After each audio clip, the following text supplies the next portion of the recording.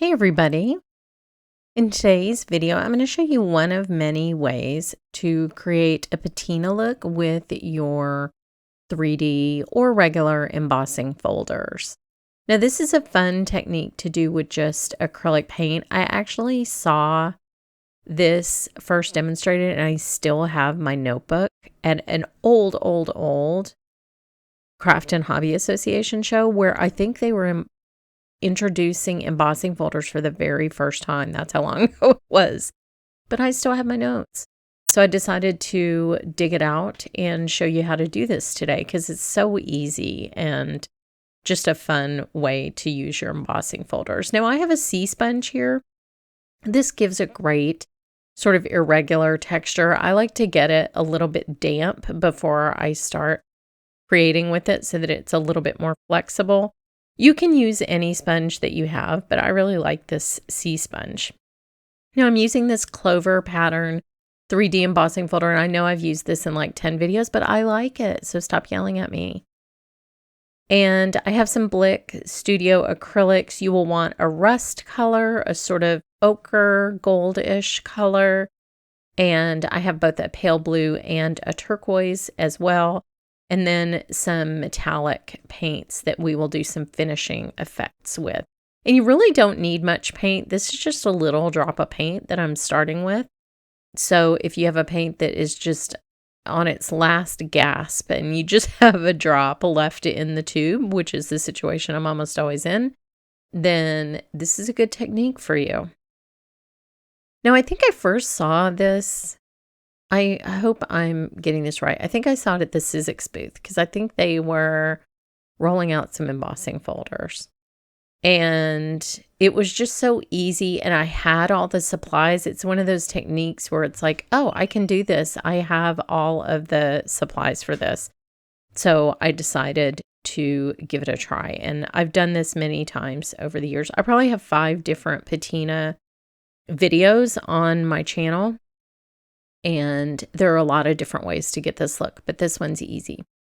Now I'm just using regular black cardstock here. This is Hero Arts cardstock, so it's pretty thick, but you could also use black watercolor paper if you were worried about the moisture level. There's really not that much from this small amount of paint.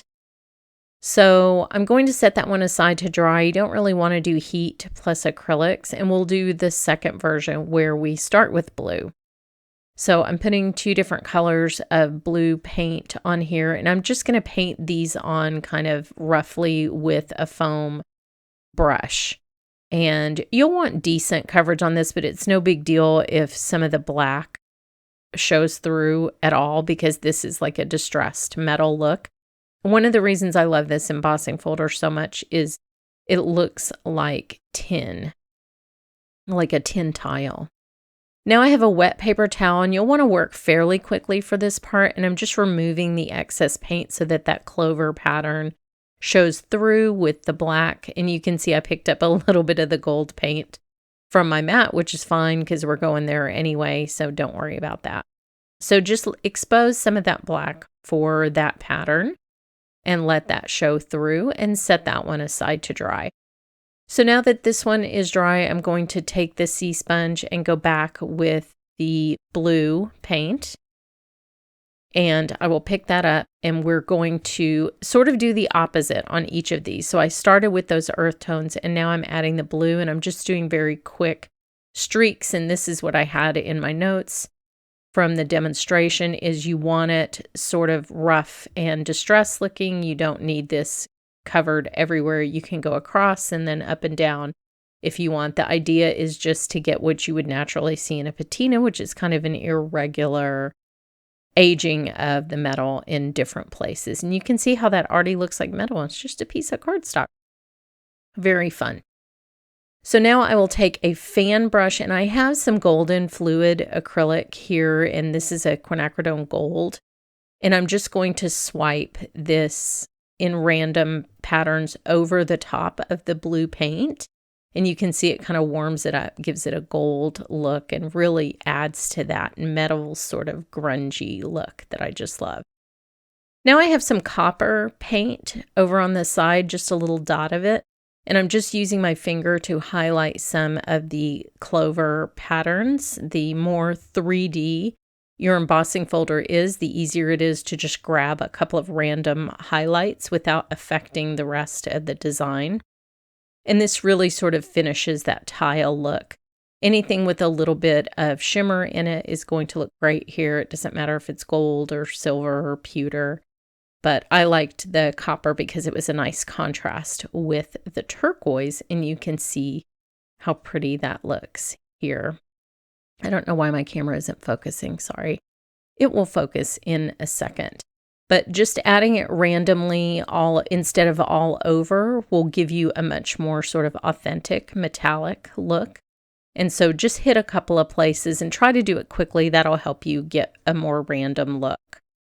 So now with the other piece of paper that started with the blue paint, I will go back with the quinacridone gold fluid acrylic, and this has a lot of transparency to it. That's why you do it sort of as a last layer, because it's going to let everything underneath show through. And wherever I put this on this piece, it's going to kind of give it a green look because of that gold, and that is what gives you that patina look. And then you can still see that black shining through where we wiped off the extra paint. So this is kind of a really different look, even though it's exactly the same paints and exactly the same embossing folder. So that's kind of fun. And then I will highlight this as well with the copper. And this one really is going to have a lot of contrast since the base is blue instead of that warmer rust color and the gold. So you're really going to see the difference here with the copper against the mostly blue background. So you still do have the same colors though. We still have a warm kind of rust color, we still have a gold color, and we still have blue, but somehow it manages to be a completely different look than the first one just by reversing the order that we put the colors down in. So now you can really see that shimmery copper detail on there. And again, just with the opposite process, how different that other piece looks. It's so pretty. So this is a really easy, quick way to do some mixed media backgrounds and make some really beautiful cards. These would be great for holiday cards or all year sort of cards. And here are the finished projects for these two versions of the technique. Try it with different colors. You definitely don't have to do it with these colors. And head over to my blog for more information. And thanks so much for watching.